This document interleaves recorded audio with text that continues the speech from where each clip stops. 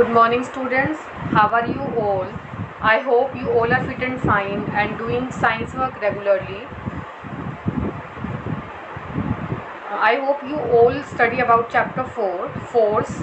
In that chapter, we discussed that an object will remain in same position. That means if it is at rest or in motion, its position will be remain same until external force is applied on it. But if you remember, then ball come to rest position after some time, or you can say that if you stop paddling, cycle seen to gradually slow down and would stop after covering a certain distance. Why?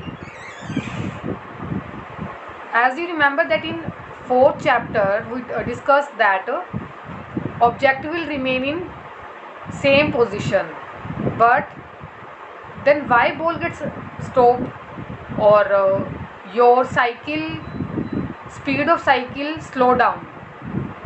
That means some another force is acting on it. This force is a friction, and in this chapter we will discuss about frictional force. So it is clear to you. Last chapter में बेटा आप कह रहे थे कि जब तक हम किसी ऑब्जेक्ट पर एक्सटर्नल फोर्स अप्लाई नहीं करते हैं तो जो ऑब्जेक्ट रेस्ट पर है या मोशन में है उसकी पोजीशन उसी तरह से रहेगी, पोजीशन में कोई चेंज नहीं होता. तो फिर बॉल को जब आप फ्लोर पर मूव कराते हो तो मूव करने के बाद यहाँ पे कुछ एक्सटर्नल फोर्स नहीं लगाया तो बॉल कुछ टाइम के बाद स्टॉप क्यों हो जाती है? दैट मीन्स कुछ एक्सटर्नल फोर्स यहाँ पर है अभी. वो फोर्स क्या है? Frictional force. And frictional force क्या करेगा?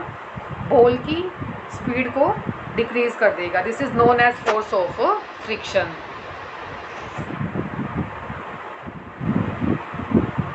So force of friction is also a contact force. Contact means in this two objects are in direct contact. For example, when ball is moving on floor, that means ball and floor both are in direct contact with each other. So this is a type of contact force. This question can come in exam. 1 mark question, that force of friction is a contact force. Contact means two objects are in direct contact with each other. Now come to main topic, that is friction. We can now say that whenever an object moves on the surface of another object, there is a force acting between two surfaces in contact. This is called force of friction, or you can say friction. To understand this topic, let us take an example. Look at this. This is an object, and this object is moving in forward direction. In this direction object is moving, but frictional force is acting in its opposite direction. That means force of friction always directed along the surface in contact. So it is clear to you. In this case box is moving. box क्या कर रहा है? Move कर रहा है. किस direction में? For example forward direction में बॉक्स मूव कर रहा है, तो इस बॉक्स पर एक बैकवर्ड फोर्स लगेगा. This is known as force of friction. And direction of force of friction is opposite to direction of motion of object. जिस डायरेक्शन में ऑब्जेक्ट मूव करेगा उसके अपोजिट डायरेक्शन में फ्रिक्शन फोर्स एक्ट करेगा. Next come to activity 1. To explore the relation between force of friction and nature of surface in contact, what you have to do in this activity, you have to tell that force of friction depends on nature of surface. Surface is rough or smooth. So for performing this activity, you have to take 4 matchbox, sandpaper, plastic sheet, aluminium foil, handmade paper, wooden tray, plastic tray and a metal tray. Now cover the first matchbox with sandpaper, second with plastic sheet and third with aluminium foil, fourth matchstick with handmade paper. Now pull all the matchboxes on first wooden tray, and then as you can see in this picture there are 3 trays. First is wooden tray. This is wooden tray. plastic tray and this is a metallic tray. You have to take 3 trays and 4 matchbox. On first matchbox we take sandpaper, cover second matchbox with plastic sheet. On this there is plastic sheet, and cover third matchbox with aluminium foil. Look at this, this is aluminium foil on third matchbox. And on fourth matchbox you have to take covered with handmade paper. आपने 4 Matchbox ली बेटा, सबको अलग अलग से cover किया. आपने first को cover कर रहे हो सैंड पेपर से, सेकंड को कवर किया प्लास्टिक शीट से, एंड थर्ड को एल्यूमिनियम फॉइल, फोर्थ को कवर कर रहे हो आप हैंडमेड पेपर से. As you can see this trays are tilt, that means they are at certain angle. मतलब आप थोड़ा सा इसको इंक्लाइंड कर दोगे किसी एंगल पर. Then record your observation. As you can see on wooden tray, this is wooden tray, third matchbox which is covered with aluminium foil, this is moving faster. And on plastic tray, speed of all these matchboxes are higher than the first tray. And in third metallic tray में क्या हो रहा है कि सभी Matchbox की speed आपको first और सेकंड केस की बजाय ज़्यादा दिखाई दे रही है. But in all cases third matchbox which is covered with aluminium foil cover large distance. Why? That means it is moving faster. Why it is moving faster? Because it is covered with aluminium foil, and you know that aluminium foil, surface of aluminium foil is smooth. That means force of friction depends on nature of surface in contact. आपने 3 tray लिए हैं बेटा, first wooden है, second plastic and third is metallic. तो तीनों tray में surface smooth किसका होगा? मेटल का. उसके बाद में प्लास्टिक, एंड सबसे रफ सरफेस किसका होगा? वुड का. तो जिसका सरफेस रफ है, तो रफ सरफेस में मैच बॉक्स की स्पीड आपको दिखाई दे रहा है सबसे कम है. और मेटालिक सरफेस पे जब आपने मेटल की ट्रे ली तो मेटल ट्रे पर स्पीड आपको सबसे ज़्यादा दिखाई दे रही है. बट इन तीनों केसेस में जिस मैच बॉक्स को हमने एल्यूमिनियम फॉइल से कवर किया है, that is covering large distance. That means force of friction depends on nature of surface in contact. Nature means whether surface is rough और smooth. On smooth surface force of friction will be less. That's why object is covering large distance on metallic surface, because metallic surface is smooth, but wooden surface is rough. On rough surface there will be large force of friction. Friction force is large, that means object will cover less distance. Force of friction wooden tray पर ज़्यादा होने की वजह से object less distance को cover करेगा. Less distance का मतलब जो अपोजिट फोर्स है फ्रिक्शन फोर्स, उसकी वैल्यू ज़्यादा होगी. So this activity is clear to you. Now come to cause of friction. Cause means what is the reason behind it, why friction is acting on an object. आपको reason बताना है friction का. तो first activity में आपने क्या reason बताया? That force of friction depends on the nature of two surface in contact. Force of friction किस पे डिपेंड कर रहा है बेटा? Nature of surface in contact, जो भी सरफेस कॉन्टैक्ट में है. और अगर सरफेस रफ होगा, roughness means force of friction is more. And if surface is smooth, smooth means force of friction will be less. But there is also some roughness in smooth surface. देखने में तो हमें लग रहा है कि जो सरफेस स्मूथ है मतलब उसमें बिल्कुल भी रफनेस नहीं है, बट जो स्मूथ सरफेस है उसमें भी आपको कुछ इरेगुलरिटीज़ दिखाई देंगी. Irregularities means up and down. As you can see in this picture बेटा, there are some up and down. इस तरह से आपको दिखाई दे रहा है. Up and down means these are irregularities. Irregularities are interlocked. As you can see they are interlocked with each other. ये इरेगुलरिटीज़ जो हैं वो लॉक्ड हैं एक दूसरे के साथ में. जितनी ज़्यादा इरेगुलरिटीज़ इंटरलॉक्ड होंगी उतना ज़्यादा फोर्स ऑफ फ्रिक्शन होगा.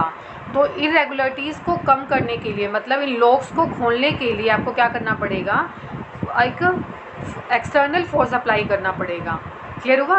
वैसे तो हमें लग रहा है कि सरफेस स्मूथ है ये, बट स्मूथ सरफेस में भी यहाँ पे अगर हम अनएडेड आई से देखेंगे तो हमें सरफेस स्मूथ दिखाई दे रहा है, but there is some irregularities, यहाँ पे भी कुछ इरेगुलरिटीज़ होंगी और इस इरेगुलरिटीज़ को हम माइक्रोस्कोप से देख सकते हैं। एंड जितनी ज़्यादा इरेगुलरिटीज़ होंगी उतना ज़्यादा force of friction. That means जो स्मूथ सरफेस है उसमें इरेगुलरिटीज़ कम होंगी, बट रफ सरफेस में इरेगुलरिटीज़ ज़्यादा इंटरलॉक होंगी। तो हमारा काम क्या होगा, we have to unlock these irregularities. जो इरेगुलरिटीज़ इंटरलॉक हैं हमें उनको क्या करना है, अनलॉक करना है। मीन्स उसके लॉक को अनलॉक करना है।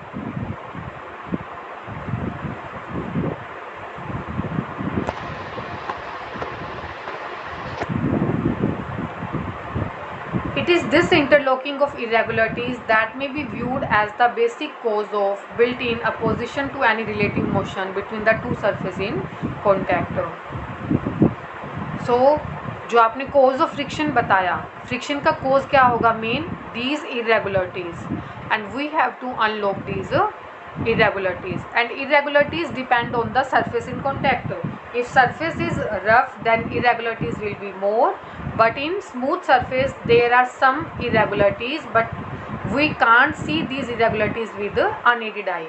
Irregularities तो जो रफ सरफेस स्मूथ सरफेस है उनमें भी होंगी, बट स्मूथ सरफेस की इरेगुलरिटीज़ को आप अनएडेड आई से मतलब विदाउट एनी इंस्ट्रूमेंट आप नहीं देख सकते। Next is factors affecting friction. अभी आपने बताया फैक्टर्स मीन्स फ्रिक्शन किस कौन कौन से फैक्टर्स है जो फ्रिक्शंस को अफेक्ट करेंगे। Firstly we discuss that nature of surface. Nature of surface means surface is rough और smooth. Now come to, do you know, when one surface is placed over another surface, humps of their molecules press against each other and get interlocked. Humps means, as you can see in this, these are humps. ठीक है, ये humps हैं, these are humps or irregularities you can say. The pressure values at the point of contact are therefore high. This result in small joints being formed due to the strong adhesive intermolecular force between the molecules of the surface in contact. These joints have to be broken apart before one surface can slide over the other surface. That means to move an object, we have to unlock these irregularities. Irregularities means जो दो surface के molecules हैं वो intermolecular means, inter means adhesive force लगाते हैं। Adhesive means वो जो molecules हैं वो अटैच हो जाते हैं और हमें एक फोर्स लगाना पड़ेगा, एक्सटर्नल फोर्स, उन अडहेसिव इंटरमोलिकुलर फोर्स को ब्रेक करने के लिए। जब हम फोर्स अप्लाई करेंगे तो ये मोलिक्यूल्स जो इनकी इरेगुलरिटीज़ हैं वो ब्रेक डाउन हो जाएंगी और सबसे पहले ऑब्जेक्ट स्लाइड करना स्टार्ट करते हैं on the surface of other object. Clear हुआ? इसमें क्या बता रखा है आपको, डू यू नो में, जब किसी सरफेस को आप किसी दूसरे सरफेस पर रखोगे तो उन सरफेस के बीच में क्या आ जाती हैं, ये सरफेस इंटरलॉक्ड हो जाएंगे। इंटरलॉक्ड कैसे होंगे, by the strong intermolecular force between the molecules of the surface in contact. जो दो ऑब्जेक्ट आपस में कॉन्टैक्ट में हैं वो दोनों क्या करेंगे, उनके मोलिक्यूल्स फोर्स लगाएंगे, एडहेसिव फोर्स। एडहेसिव का मतलब वो दोनों फोर्स आपस में मिल जाते हैं और उनको ब्रेक करने के लिए हमें एक फोर्स लगाना पड़ेगा, एक्सटर्नल फोर्स। और जब हम एक्सटर्नल फोर्स अप्लाई करेंगे तो जो ये इंटरमोलिक्यूल्स हैं वो ब्रेक हो जाएंगे और object just begin to slide, वो स्लाइड करना स्टार्ट कर देता है। So we can say that force of friction between two surfaces depends on the nature of surface in contact. तो जो हम ये बात कर रहे हैं कि इंटरमोलिकुलर फोर्सेस, तो सरफेस अगर रफ होगा तो इंटरमोलिकुलर फोर्सेस ज़्यादा होंगे और स्मूथ सरफेस में इंटरमोलिकुलर फोर्सेस जो हैं एडहेसिव फोर्स वो लेस होंगे। Now you can understand this topic by activity second. In second activity, as you can see that frictional force is applying in, this is a frictional force and we are applied force. Applied means we are applying force so that this object just begin to slide. So note down reading. सबसे पहले आपने क्या किया, frictional force इस direction में move कर रहा है, आपने फोर्स अप्लाई करा और आपने रीडिंग स्केल में रीडिंग को नोट करोगे कि आपने कितना फोर्स लगाया। बट फर्स्ट केस में आप क्या ऑब्जर्व करते हो कि आपने जो अप्लाइड फोर्स अप्लाई किया वो अप्लाइड फोर्स की वजह से ऑब्जेक्ट मूव नहीं कर पा रहा, स्लाइड नहीं कर रहा। दैट मीन्स इस फ्रिक्शनल फोर्स ने आपके अप्लाइड फोर्स को, जो फ्रिक्शनल फोर्स है इसने अप्लाइड फोर्स को बैलेंस कर दिया। ठीक है, फिर आप क्या करोगे, दोबारा और ज़्यादा फोर्स अप्लाई करोगे। तो एक कंडीशन ऐसी आएगी जब आपका अप्लाइड फोर्स इस फ्रिक्शनल फोर्स से ज़्यादा हो जाएगा, और जब अप्लाइड फोर्स की वैल्यू फ्रिक्शनल फोर्स से ज़्यादा होगी तो आपका ऑब्जेक्ट इस डायरेक्शन में, that means you can say west direction में मूव करना स्टार्ट कर देगा। और ये कब होगा, जब अप्लाइड फोर्स की वैल्यू फ्रिक्शनल फोर्स से ज़्यादा होगी। तो क्लियर हुआ आपको इसके अंदर क्या दे रखा है, the force of friction increases with increase in the weight of the body. फिर आप क्या करोगे, अगर इसके वेट को इंक्रीज कर रहे हो, सपोज दैट आपने इसके ऊपर कोई और ऑब्जेक्ट रखा, तो फोर्स ऑफ फ्रिक्शन क्या हो जाएगा, ज़्यादा हो जाएगा। तो force of friction nature of surface के साथ साथ किस पे भी डिपेंड करता है, वेट ऑफ बॉडी। जितना ऑब्जेक्ट का वेट ज़्यादा होगा उतना ज़्यादा force of friction, that means उतना ज़्यादा आपको फोर्स अप्लाई करना पड़ेगा ऑब्जेक्ट को मूव कराने के लिए। So this activity is clear to you. सबसे पहले आपका फोर्स बैलेंस्ड हो गया, जितना आपने फोर्स लगाया उतना ही फ्रिक्शनल फोर्स की वैल्यू है। सपोज दैट आपने फोर्स लगाया 4 न्यूटन का, ठीक है, और 4 न्यूटन ही आपके फ्रिक्शनल फोर्स की वैल्यू। आपको एग्जांपल दे रही हूँ मैं। फिर आपने फोर्स इंक्रीज़ कर दिया, सपोज दैट आपकी फोर्स की वैल्यू 5 होगी और ये फ्रिक्शनल फोर्स 4 ही रहा। तो अप्लाइड फोर्स जब ज़्यादा हुआ तो ऑब्जेक्ट क्या करेगा, just begin to slide in this direction, क्योंकि आपका फोर्स इस डायरेक्शन में अप्लाई हो रहा है। So we came to know that force of friction depends on nature of surface, that means surface is rough or smooth, and secondly weight of the body. If weight of the body is large then force of friction will be high. So today you have to read these pages, that is page number 86 to 89, and frame extra questions. Okay beta, and have a nice day.